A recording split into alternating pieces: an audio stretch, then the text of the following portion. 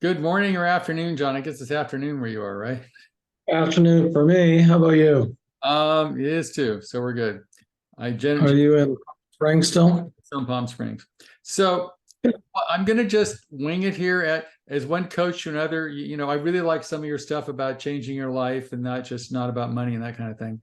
So I'm just gonna do an interview here as sort of one coach to another and talk about how you differ, what you found out. I'm just gonna, from the air, right? We're good.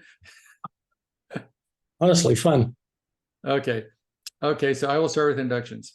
Um, Hi, this is Paul Sandeman from Business Success Tips, and I'm meeting with good John. I forget your last name, John. Let's start over again. John Nuremberg. John Nieuwenburg. Nuremberg. I will pronounce it right. John Nuremberg, right? Perfect. Okay. Hi, this is Paul Sandeman with Business Success Tips. I'm meeting with John Nuremberg, and he is the owner of W5 Coaching, a coaching company that works with contractors and people like that. So I've been a coach for, God knows, 40 years. You've been a coach probably not that long, but we asked you some questions on how your coaching might differ or what advice you could give to people they couldn't get from somebody else. So I guess the Okay. question, tell me a little about yourself, John, how you get into coaching and why you do it anyway. You know, it was Steve Jobs who said you can only connect the dots going backwards. And so I've been coaching professionally for about 20 years. But when I first started coaching, I had a bit of an epiphany and I connected some dots and recognized what Steve said. I've always been a coach. I'm the eldest of 8 children, so you can imagine that casts you in a certain role pretty early in life. I'm hardwired to be a teacher, and I knew that even in high school, but in those days that meant wearing a Harris tweed coat and elbow patches. So, that kind of bureaucratic style of teaching didn't appeal to me very much. In the early 80s, I learned something called the Socratic method of leadership. So Socrates had it the best way to help somebody is to help them figure it out for themselves. And of course, that's what we do as coaches. We act as guides. We may offer some insight or point of view or a tool, but ultimately our job is to help somebody figure it out for themselves. And so professionally for 20 years, and it's also true damn near all of my life. All right. So, John, who was your most difficult client? I mean, you look back, here's the guy or woman, whoever it is, what was your most difficult client and were you able to help them? Difficult in terms of their problem or difficult in terms of Let's say difficult. Let's start with the guy's bankrupt. He's let's talk about difficult circumstances. We'll start there. Got it. Yeah. So often the people we meet who are tradespeople, they're electricians, they're plumbers, they're general contractors, and they got into their trade largely because they were gifted with their hands and they took some training and now they've got a truck and then 2 trucks and now 5 trucks, but they've never had business training. They're good at being an electrician, but they never had the education of being a business owner, and so often they kind of operate out of their wallet, out of their hip pocket or the bank account as well. Right. I got lots of money. I'll buy a truck. I'm looking a little skinny. I don't know. And so they operate in a way where they don't have a scoreboard. They don't have a way of knowing what is the state of the. John, I'm looking for some specifics of a guy, Mr. X, right, who was in significant trouble, and you were able to somehow help him out of there, and how you did it. Well, there's a case study that I can show you. A guy named Jeff Boer, busy as could be. Accountant said he was doing great, but he knew he wasn't.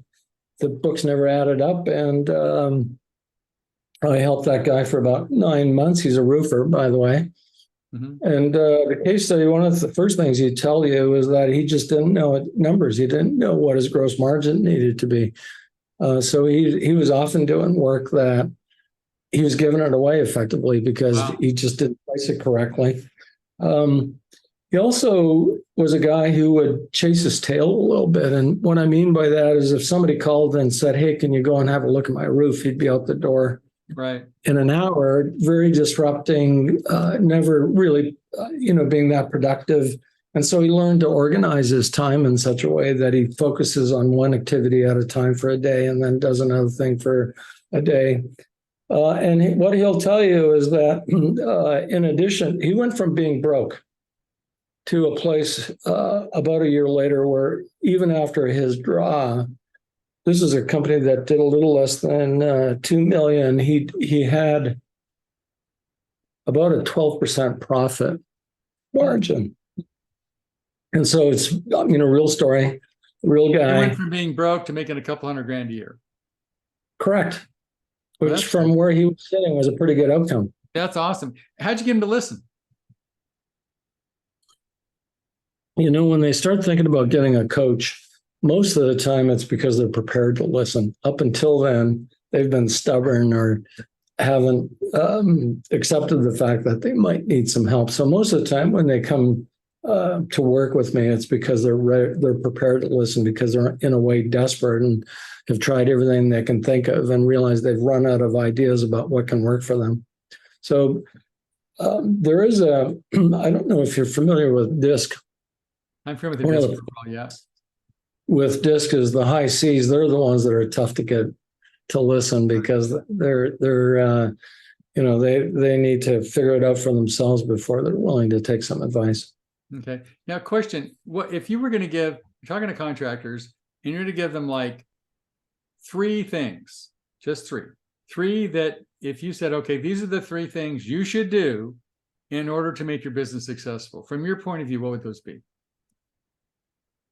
Well, first of all, you got to know your numbers and what that means. You got to know what a P&L, got to know how to price jobs. You got to know your accounts receivables. You got to be collecting on them. So everything around money. Number 2 is you got to match your time to what you say your priorities are. And people generally are very poor at that. And third, what I'd say is that nowadays it's pretty easy to get customers. It's really hard to get good workers. And yet we kind of do that on the end of our desk, and we, put something on Indeed and nothing happens, and we're kind of annoyed by that. So if there's 3 things. I guess that's what got me in the recruiting business, because it's hard to do, right? To find good people. Yeah, it is. So question, let's take the lifestyle issue. Let's say a person's working really hard, and they can't ever seem to create time for their family, their sports, or whatever. And they go, look, I'm trying, but I'm a contractor and I got to get the job done. And I've got all these priorities and whatever. So how does a contractor, your clients, create time when they don't have any? Well, we're not going to actually create time, but it's how you think about time that makes the big change, right? So for starters, just about every contractor I work with right in the beginning is probably doing 10 hours worth of work. They themselves are doing 10 hours worth of work they should not do. So I'm going to put it in crude terms. Anytime you say to yourself, oh crap, I have to, that's a clue. You shouldn't do that work anymore. Right. And so you make a list for a week or 2 weeks of all the stuff you say, oh crap to, and I'll show you how to get a VA or someone who can do that work for you and do it better than you. And so that'll focus you back on the things where you generate the most value. Where do you generate the most value? By meeting your prospects. How much of your time have you blocked into your calendar to do that? Well, I just go chase my tail every day. So what I'd say is that have a VA, hold yourself accountable to the VA, block your time into the key priorities, and then follow that plan. Okay. I've learned a lot about Pareto's principle, the 80-20 rule, right? That's something that most contractors should understand. That 20% of your activity produces 80% of your results. Yeah, that's a good way that's a good application of that idea right here, is that they're chasing the 80% and not recognizing that it's really about 20% that produces the biggest gain. That's true. So as a contractor, you work with a lot of smaller contractors, right? Yeah. If you haven't got a marketing budget, and how do I get, tell me how you've got help some of your clients specifically get work, get clients. That's in today's environment, it's not that hard. Okay. It's much more difficult. Well, it's much more difficult to get workers. So for starters, what I'd expect people to do is to have a roadmap of their financial future. What's the revenue and profit plan? Mhm. And once they have that, then it needs to be supported by a tactical marketing plan. So what are the specific tactics? Give me an example of a tactical marketing for a roofer or somebody you've actually helped create business and how you've done it. Well, I'll give you one tactic. So you're a painting contractor. When you go paint Bob's house in the neighborhood, go door knock 20 other doors in that guy's neighborhood. And your proposition when you knock on the door is, I'm going to go to the dump. I'm doing Bob's house right now. Do you have any leftover paint? I'll just do it as a favor for you. Most people appreciate that as a gesture, and almost always that'll turn into another piece of work. Great.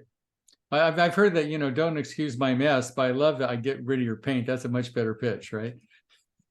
Yeah, exactly. I'll help clean up the neighborhood. Give me your paint that you don't want. That's good. That's good. Give me another example of some marketing stuff you've tried for small contractors that's worked. I have a contractor take a photo of the house when it's finished, turn it into a poster like this one over here. Right. Put it on canvas, make that part of the celebration of giving him the keys and turning over the house. And where's that poster going to go? Where's that art piece going to go? It's going to go in some prominent part of the house. And who's going to go visit it? All your friends and neighbors. And who are you going to be talking about? My contractor, who was great. And so it's a great way to instigate a word of mouth. Okay. So you have any other ideas I love marketing ideas because I'm sure people listening to this podcast could use all the marketing you can give them. Any other things that work for you? Well, there's the stock things. How many Google reviews do you have? Okay. Now, who gets the value out of a Google review? You do. But who has to do the work? You're the person providing you with the review. So one of the ways that you can reverse that is, Paul, we just finished doing your house. What would you say are the top 2, 3, 5 things that you enjoyed about our process? And you'd tell me 2, 3, 5 things. And then I might say, Paul, look at testimonials matter a lot. Google reviews matter a lot. They're kind of a pain to do. How about if I take what we've just been talking about? I'll turn that into a testimonial or a Google review. I'll send it to you, of course, in draft form for your approval. And if you're good with it, would you mind if I went ahead and posted that on my website, or I'll give you some instructions on how to get a Google review. Yelp review. Do it for them, right? Do it for them. That's the bottom line here. I found out the same thing. I used to want to get reviews on house. I found that if I called the person and actually walked them through the review on house, they would do it. If I asked them to do it, they'd never do it. So I think that's exactly advice, is do it for them. That's great. Yeah, take the effort, do the work for them, and as much as possible, take all of the friction of what it would take to put a review together. Okay. So will you have any suggestions on how, on software to use or financials? I mean, there's Builder Trend, Procore, Job. There's a bunch of softwares out there. Do you have any suggestions and how they can understand their numbers? I mean, you probably worked with a lot of them on that. Yeah. So Builder Trend, Jobber, Tradeify, Notify, there's a bunch of them that are good. They're a bit daunting for most of the kind of folks that we're working with. And so go find a coach. Typically you can do that on Upwork, a Jobber expert, and get that person to do all the work of loading it up and getting it started and teaching you for a 13-week curriculum until it's running for you smoothly, and then get your VA to do the updates routinely. It works when it's working, and the owner is unlikely to be the guy that actually makes it work. And right. So get an assistant or someone who does that. How do they find that person? For you. How do you find the person? Well, Jobber themselves, or a lot of these software will have consultants that they have on track, but you can find lots of good workers on Upwork these days. The site on the internet that has freelancers making their services available. And if you do a search for virtual assistant and you must include Jobber or whatever your technology you're using, you'll find lots of candidates. And I guess you can use Zoom or whatever to learn how to do this stuff, and they don't have to be there, right? Oh, the people you'd be hiring on Upwork are expert at Java, and they'll be teaching you. Okay, but they obviously don't have to be at your facility. They can teach you from someplace else in the world, right? That's a good point, Paul. That's something that people have a hard time getting their head around. That the Zoom, the internet, has made the world a very small place, and there's a lot of resistance to it. But the pandemic has really been helpful in that way, in that it got all of us to start to use virtual meetings. Every grandma has been meeting their grandchildren on Zoom, and so it's taken a lot of the friction out of doing things virtually. I have one client who keeps a Zoom call open 100% of the time with their virtual assistant in another country, and it's effectively the same as yelling outside the office door. So they're always in the office, right? Yes, exactly. That's a clever idea. I've been trying with my virtual assistant. Just keep Zoom on all the time. It's like they're there in your room with you, right? Right, and so you can have the casual conversations as you do, and they're available to catch the things as you're working through your things. Zoom makes that all two possible. screens that you have them on one screen, and you have Zoom, and then when we're doing other Zoom meetings, they're participating, but they don't have to physically be in the meeting, right? Exactly right. That's a good idea. Well, I'll try that one myself. Awesome. So next question. As you've been doing this for many years, do you have, when you put it, let's say, I'm gonna take your most I guess your difficult, your most successful client, somebody who you just killed it with, and what allowed you to be that successful with that client? Because people listening to this, I want to know what they need to do to be coachable, obviously, and then what kind of results they can expect from a good coach. One of the first clients I ever had taught me this. He was a painting contractor. He went from doing about 300,000 to 3 million in about 2 years, or a little less than 2 years. And we met him and his leadership team. So there was 2 others. And the thing about coaching is that, we can have a great coaching call, but if you're not doing the work, if you're not executing, implementing the things that you talk about, you're not going to get results. That was my biggest problem. Telling what to do was easy. Getting them to do it was really hard. So as a coach to another, how do you get people to actually do what you tell them to do? So it's a range.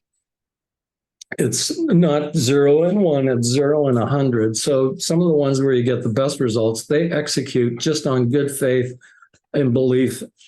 The people on the other end of the scale, they have lots of concerns, fears, challenges that they need to overcome. And for them, a 1% gain for them feels like the same as 100% gain for the other guy who's willing to just embrace it and do it. So, to some extent, it's frustrating because you think there's so much more possibility here and they could be doing so much better. But what you can take some comfort from is they're doing way better than they would have done otherwise on their own. Mm-hmm. And so with clients, you can have that very conversation. Hey, look, if you just simply executed on the things we talked about, you'd be 5 times further ahead. You haven't, but you're further ahead than you would have been on your own, left your own devices.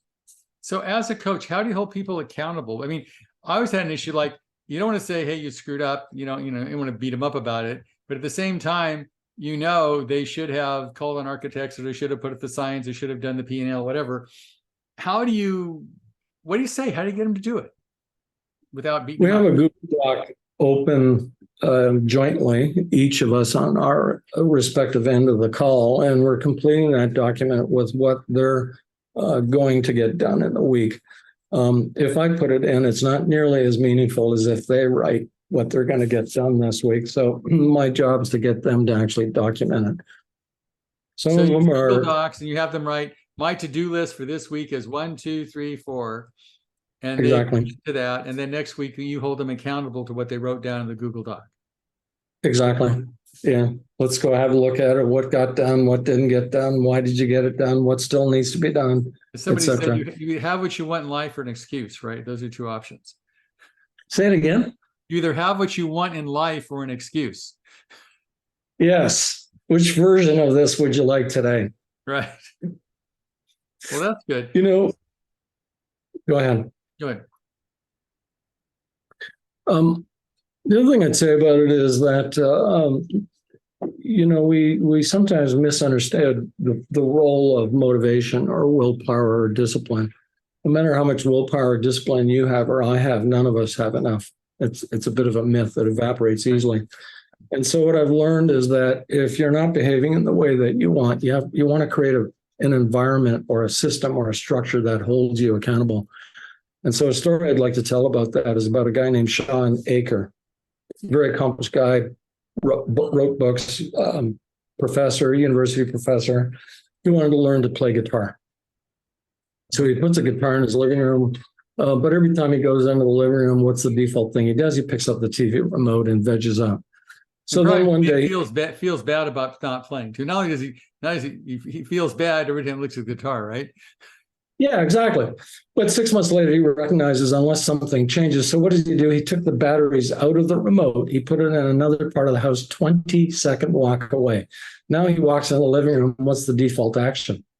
Pick up the guitar. It's the easiest thing to do. Right. Yeah, so that's what I mean is create, what would the environment, what would the structure, what environment would help you do the things that you want to do anyway?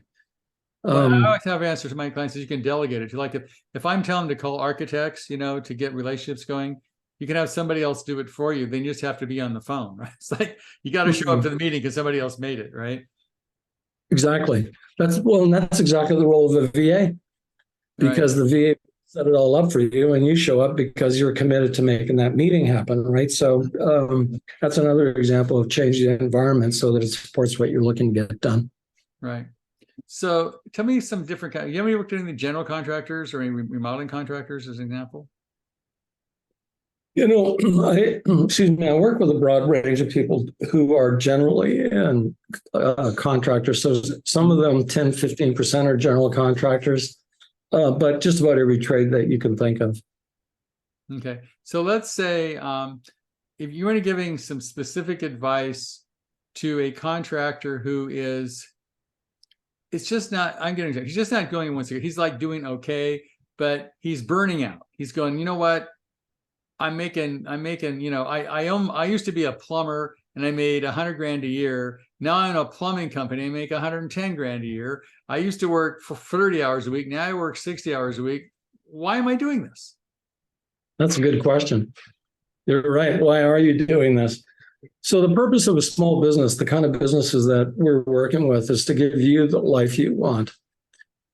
If you're $100 million business, there's lots more complexity. And so this kind of thought doesn't apply. But for most of the people that we're talking about, it's to give them the life they want.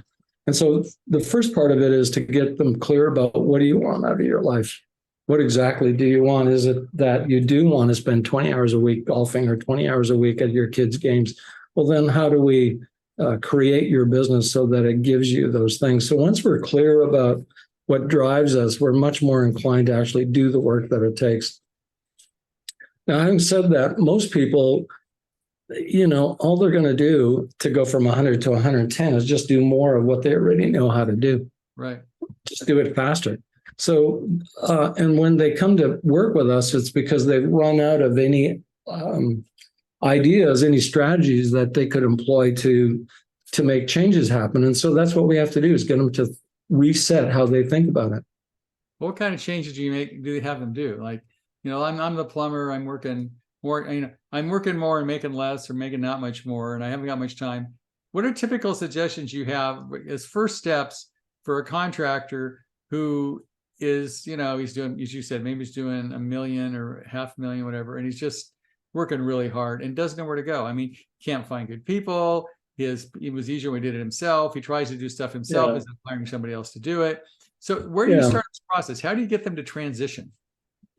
So the first thing is to help them think about time. So we've touched on this a little bit already, but excuse me, what we'll do is a thing called the skill fun box, since you like very tactical things. Right. So it's a 2x2 matrix. On one axis is skill, and on the lower axis is fun or pays the bills. So in the upper right, when a contractor is doing work in that upper right box, their time's worth $200, $300, $500 an hour. When it's in the lower left box, it's usually lots of administrivia, And people will do that work. You can find people on Upwork who'll do that work for 10, 12, 13 bucks an hour, and they'll do a better job than you're doing. So how do we identify? Well, that's the oh crap list. Let's get all that stuff off your plate. Let's get others doing it for you so that we're going to free up your time. Then we have them think about where do they create the most value? When you're creating the most value in your business, what are you specifically doing? Give me some examples of that. What is it? Selling or managing or what kind of stuff? Meeting prospects. Tell me about your team meeting system. What are you talking about? Well, do you have a huddle every morning? Why would I do that? Well, because you got guys coming to you every 5 minutes saying, what do you want me to do next? Or how do you want me to solve that problem? Well, how do you reverse that? Why don't you have a huddle each morning and get them to tell you how they think they're going to spend their day, what are their priorities, and see how that matches to what you have in mind. Do 2 huddles a day, your phone will stop ringing, at least from your team. Okay. So there's a very specific thing that you can do. Okay, what else? How do you I always choose to teach a concept chargeable time, and that is, I could show contractors how they get paid $1,000 an hour for meeting with architects, and $10 an hour for emptying the trash, right? So, question: how do you actually get them to do that? I like that example. That's really good. But how do you go through with them and you have them document their time? How do you get them to make that shift? Yeah, so there's 2 ways you can do it. You can actually print out a grid of 7 weeks, 6 in the morning till 7 at night. Keep track of every 15 minutes what you're doing. Make it visible to them. And not many people do that. It's a bit tedious to do it. But the people that do take that on start to recognize how much time they're wasting and how much time they're applying themselves to stuff that doesn't matter. And then we do that skill fund box where you're up here, you're doing 1,000, you're doing this work down here on the left is worth 10. Like, how do we restructure your time so that you're doing more of this and less of that? That's what we do. So you give them specific examples. So tell me how you would tell you're doing a meeting, you're doing a coaching regular with contractor. Well, what do you specifically tell him to do? Where it says, okay, you need to whatever. I mean, hire a VA or get other people to do stuff or do less of this. This isn't work. What are some of the specifics you use with any contractor? Well, just literally, what a reframe is? A reframe is to see the same set of facts in a different way. Mm-hmm. And so they typically have their head down and they're barging ahead, and that's what they do. They just grind out 70 hours, and I'm just doing the same thing over and over and over again. And they fall into this rut where they don't even stop to think, what should I be doing more of? And in turn, what should I be doing less of? Mm-hmm. Well, let's just grab you by the back of the neck for a day or a week and have you think about that question and come back next week with some clear ideas about 10 things you should do less of. Mm-hmm. That's your homework. That's all I want you to do this week. Okay. 10 things you shouldn't do anymore. So it sounds like accountability is a key part of your practice, because you're holding them accountable for what they said they would do, right?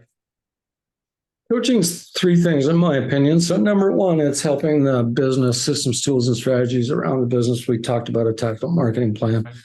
It's also about personal coaching. And by that, I mean, I'll just put it in this way. If the owner wants a better business, first the business needs a better owner. Yep. It's you. And what that means is work harder on your business than you do on yourself. Or harder on yourself than you do on your business. On yourself. That's exactly the point. So the second part of coaching is to become smarter, better, more educated, more skilled than you are today. And the third part of coaching is accountability. Okay. When we hold ourselves accountable to another party, we do more than we do on our own. Just simply saying it out loud, articulating it, and getting it out of your head so it stops rolling around is another of 92 balls you're trying to keep in the air. That by itself helps people get clear about what they need to do more of.